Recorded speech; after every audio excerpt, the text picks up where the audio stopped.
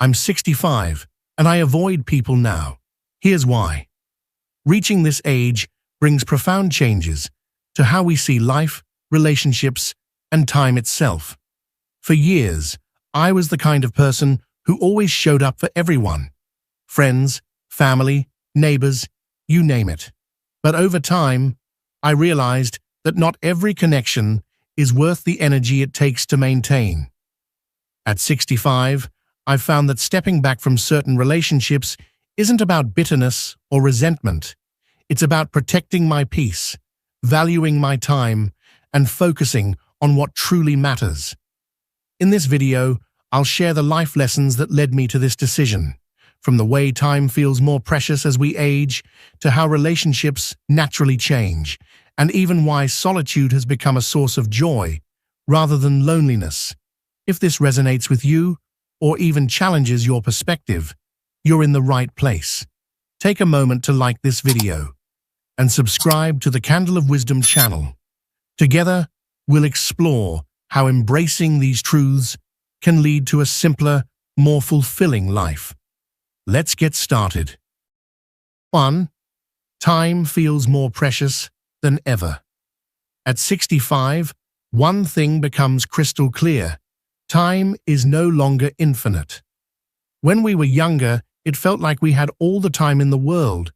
We'd waste hours on meaningless conversations, relationships that didn't fulfill us, or obligations we took on out of guilt. But now, every moment feels like a gift, and it's not something I'm willing to squander anymore. This shift doesn't come from fear. It comes from wisdom. Time isn't just a number on a clock anymore. It's the foundation of how I choose to live my life. Every sunrise feels more vibrant. Every conversation with someone I truly care about feels deeper.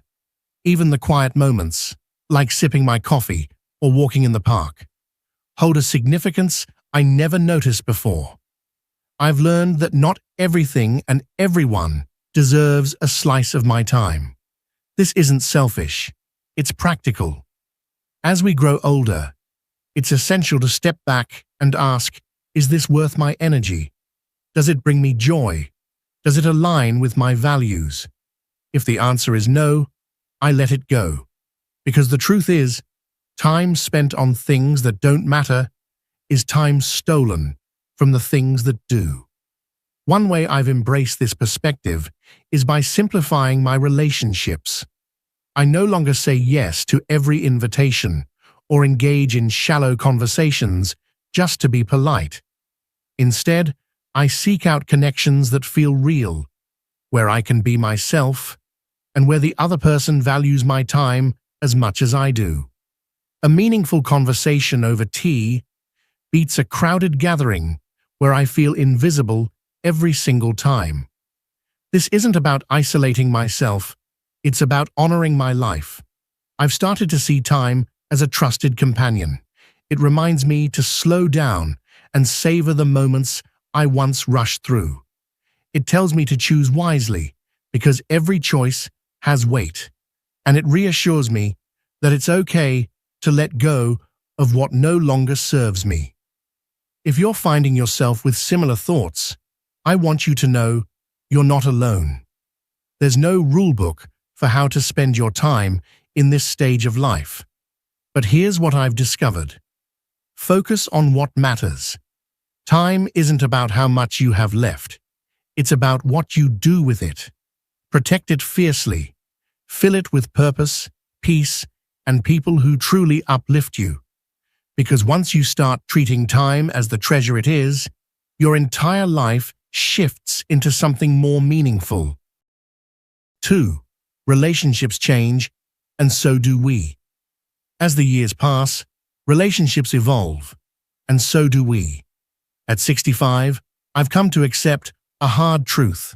Not every relationship is meant to last a lifetime, and that's okay.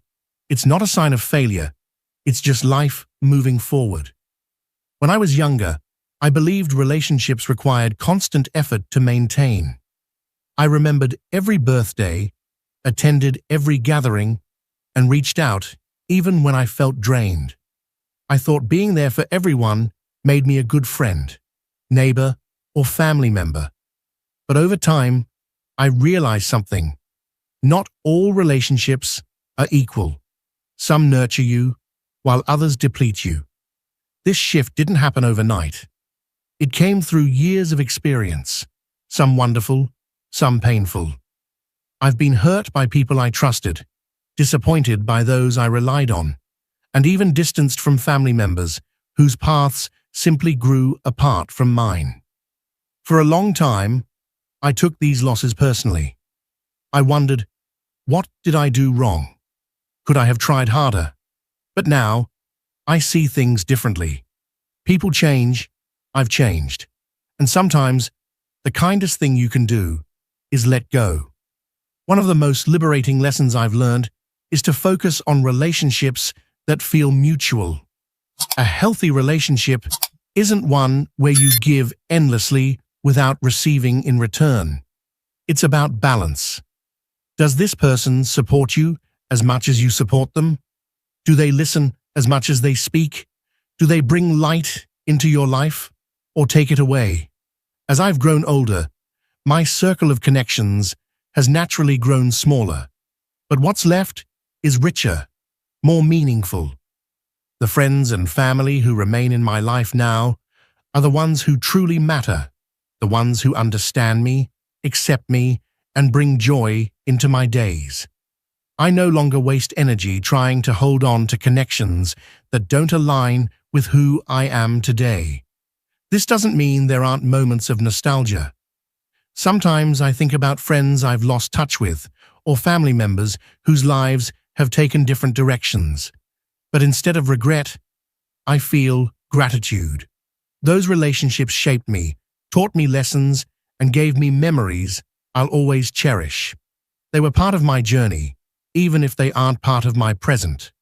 So here's my advice. Don't hold on out of guilt or obligation. Relationships, like life, are meant to evolve. Focus on the ones that bring you peace and let go of those that don't. By doing so, you'll find yourself surrounded by love, authenticity, and the kind of connections that truly make life worth living. 3. Trust becomes more complex. Trust is one of the most fragile yet vital aspects of any relationship.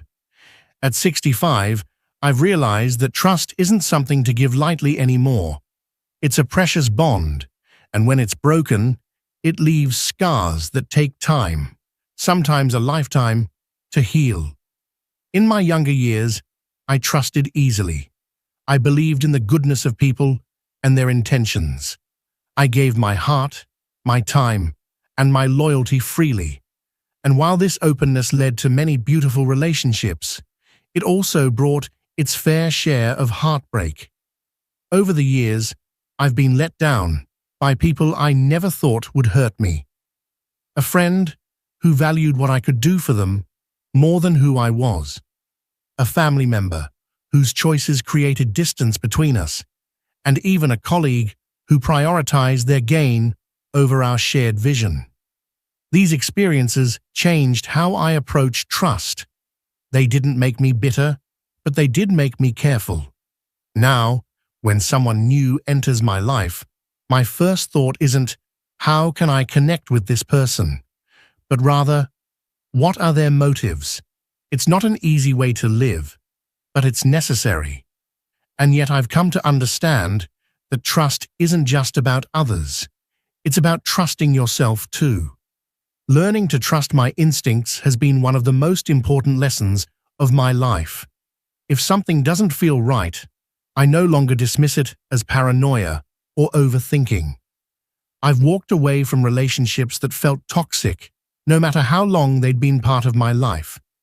I've learned that protecting my peace is worth the difficult decision to let go.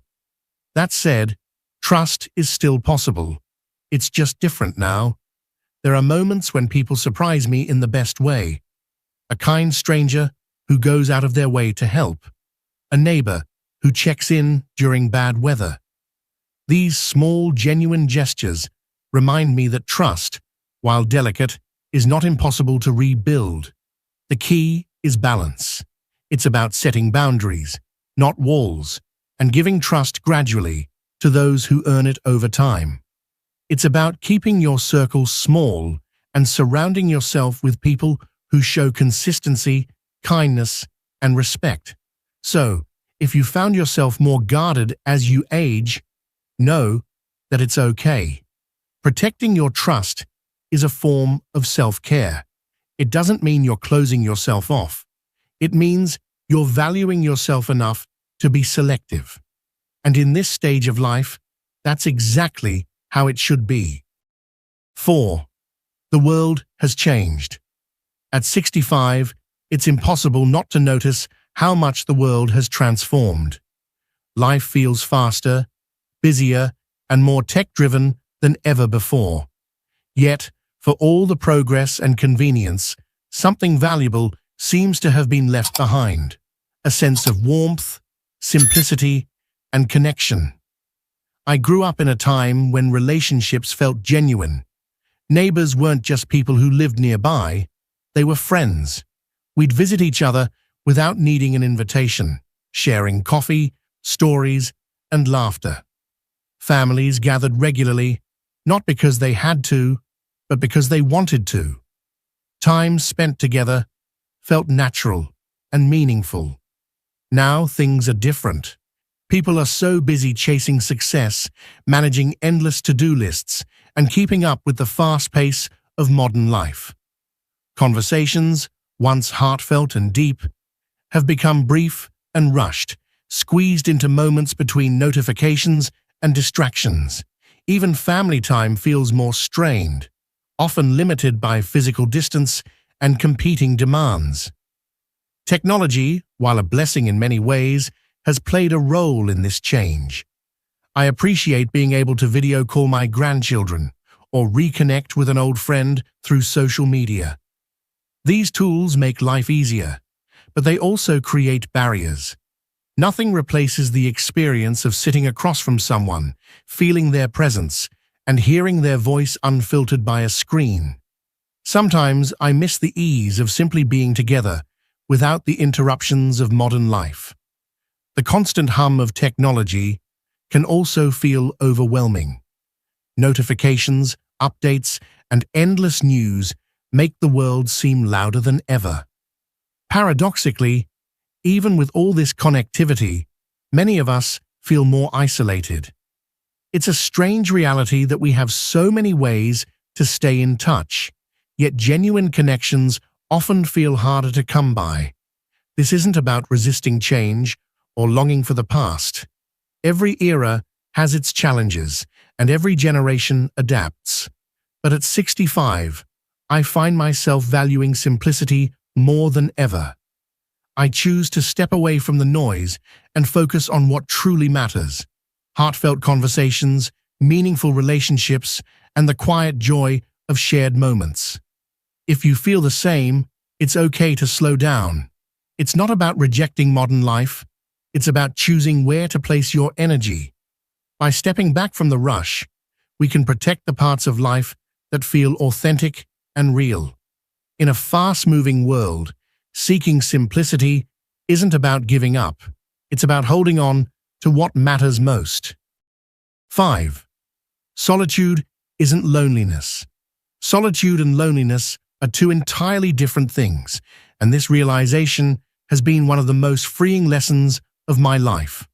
Loneliness is an ache, a feeling of emptiness that comes from longing for connection. Solitude, however, is a choice, a space for peace, reflection, and renewal. It's not something to fear. It's something to embrace. In solitude, I've found clarity that's hard to achieve in the rush of daily life. There's a profound beauty in simple, quiet moments. Sitting on the porch with a warm cup of tea, listening to the wind rustle through the trees, or watching the sun sink slowly below the horizon. These experiences don't just pass the time. They enrich it, reminding me of the small joys life has to offer. Reflecting on the past has also become a source of comfort during these quiet moments. Instead of dwelling on mistakes or missed opportunities, I focus on the lessons I've learned and the memories that bring me happiness. Solitude offers a space to look inward and make peace with the life I've lived, finding gratitude for the person I've become. That's not to say I've withdrawn from people. On the contrary, solitude has helped me appreciate my relationships even more. It's allowed me to focus on meaningful connections instead of maintaining relationships out of obligation or habit. When I spend time with loved ones, I'm present and engaged, savoring the moments we share. Solitude has also taught me to value myself. It's easy to get caught up in the idea that being surrounded by people defines your worth. But the truth is, your value doesn't come from the size of your social circle or the number of events on your calendar. It comes from within, from knowing who you are and what truly matters to you. If you've ever feared being alone, I encourage you to rethink that perspective. Solitude isn't a punishment, it's a gift. It's a chance to hear your own thoughts, to focus on what brings you peace, and to reconnect with yourself. The more you embrace it, the more you'll realize it's a source of strength and clarity. In the quiet of solitude, you can find balance and joy. You can let go of distractions and pressures, focusing instead on the life you want to live. It's not about isolation, it's about intention. And in those moments of stillness, you may discover a deeper sense of fulfillment than you ever thought possible. 6. Why I avoid people now. Avoiding people isn't about bitterness or resentment. It's about protecting my peace. Over the years, I've learned that not every connection is worth maintaining, and not every social obligation deserves my time or energy. This realization didn't come easily, but it has been one of the most important lessons of my life. For much of my younger years, I believed in always being available. I wanted to be the person others could count on, the reliable friend, the helpful neighbor, the supportive family member. And while that brought me joy for a time, it also left me drained. I gave too much of myself to relationships that weren't mutual and situations that didn't align with my values. Life has a way of teaching us where to draw the line, even if it takes decades. I've experienced moments where my kindness was taken for granted, or my time was treated as if it had no value. I ignored red flags, thinking loyalty meant staying, even when it chipped away at my happiness. But now, I see things differently. I understand that avoiding certain people isn't selfish. It's self-preservation. There's peace in stepping away from toxic relationships and letting go of obligations that no longer serve me. I've traded the noise of constant social interactions for the quiet joy of meaningful solitude. Instead of stretching myself thin, trying to please everyone, I focus on a smaller, deeper circle of relationships, connections that bring light and fulfillment to my life. This doesn't mean I've shut myself off completely. The people who remain in my life are there because they genuinely care, not because they expect something from me. These relationships are rooted in mutual respect and understanding, and they feel effortless in the best way possible. There's no drama, no competition, just genuine connection. I also avoid people who bring negativity into my life, those who thrive on drama, constantly complain, or never ask how I'm doing. They no longer have space in my world. I've learned to prioritize my own well-being, even if that means saying no more often or choosing solitude over company. Avoiding people doesn't mean giving up on humanity. It means valuing myself enough to protect my peace. It's about choosing relationships that uplift, not drain, and seeking moments that truly matter. Life is too short to waste on what doesn't bring joy. And in making this choice, I've found a sense of freedom and happiness I didn't know was possible. 7. Is this a shared experience? Have you ever found yourself wondering, am I the only one who feels this way? As I've grown older, I've asked myself that question many times, especially as I've become more selective about the people I let into my life. But the more I talk to others around my age, the more I realize this isn't just my story. It's a shared experience. Life has a way of teaching us hard but valuable lessons about relationships, priorities, and self-worth. For decades, I tried to meet everyone's expectations. I wanted to be the dependable friend, the supportive family member, the neighbor who always showed up. But at some point, I realized the cost. I was pouring so much into others that I had little left for myself. As I've spoken with friends and peers, I've discovered a similar theme in their lives. Many of us reach a point where we no longer feel the need to be everything to everyone. We start choosing quality over quantity in relationships. The superficial connections that might have seemed important in our younger years lose their appeal. What we crave now are meaningful conversations, shared laughter, and relationships that feel genuine. This shift isn't easy. Sometimes it feels like letting go of parts of yourself. Saying no to people who once relied on you can feel selfish, but it's not. It's self-preservation. The truth is, we can't be everything for everyone, and trying to do so only leaves us drained and resentful. By stepping back, we create space for relationships that nourish us instead of depleting us. And here's the thing. You're not alone in this. Many people in their 60s, 70s, and beyond are making the same choices. It's not about pushing people away. It's about finding peace and clarity. It's about prioritizing your well-being and focusing on what truly matters. If you've noticed yourself pulling back from relationships that no longer serve you, it's not a sign that something is wrong. It's a sign that you're growing, evolving, and learning to value your time and energy. Letting go of what doesn't bring you joy opens the door for deeper, more meaningful connections. This stage of life isn't about how many people you have in your corner. It's about the quality of those connections. And if this resonates with you, take comfort in knowing that you're not alone. Together, we're learning how to embrace a life that's simpler, more fulfilling, and unapologetically authentic. 8. Embracing this chapter of life. Life isn't about endings, it's about beginnings. Every chapter brings its own lessons, challenges, and joys.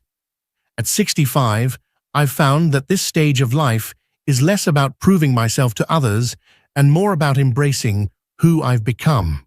It's about letting go of what no longer serves me and focusing on what truly matters.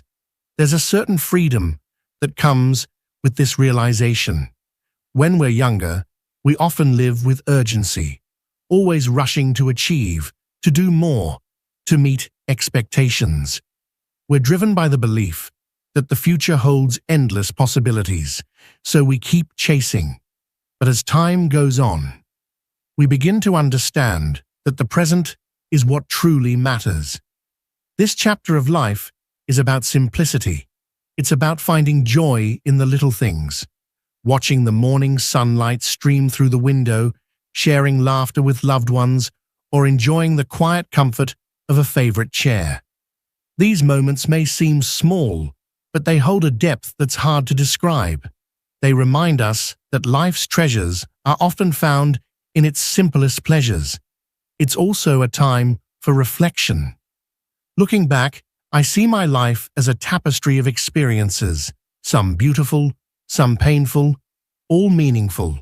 Every triumph, every mistake, every heartbreak has shaped me into the person I am today. Reflection allows me to honor those experiences without clinging to them. It's not about living in the past. It's about appreciating the lessons it has given me. But this chapter isn't just about looking back. It's also about looking forward. There's a quiet excitement in knowing that there's still time to create, to learn, and to grow. Whether it's trying a new hobby, nurturing a garden, or simply taking the time to appreciate the present, this stage of life offers its own unique possibilities. What makes this chapter truly beautiful is the freedom it brings. It's the freedom to say no to things that drain us, and yes to what brings us peace. It's the courage to live authentically, without fear of judgment or the pressure to meet others' expectations. And it's the realization that simply being is enough. If you're in this stage of life, I encourage you to embrace it fully. Let go of the noise and the rush, and focus on the things that bring you joy. Life doesn't have to be perfect to be meaningful. Sometimes, the most peaceful and fulfilling moments come when we stop chasing and start appreciating. This chapter is ours to write. So let's make it one of simplicity, gratitude, and genuine happiness. In closing, avoiding people at this stage of life isn't about shutting the world out. It's about protecting the peace we've worked so hard to find. Life at 65 is a chance to focus on what truly matters: meaningful relationships, moments of joy, and a sense of inner calm. It's not about bitterness or regret. It's about living intentionally. This chapter is a time to let go of toxic connections, unnecessary obligations, and the pressure to meet others' expectations.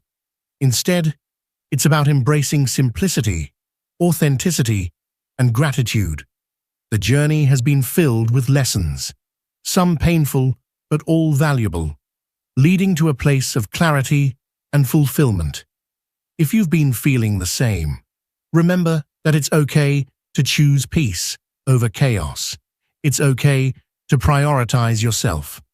Life's true richness comes from the quality of your days, not the quantity of your commitments. Let this be the chapter where you live boldly, love deeply, and savor every moment.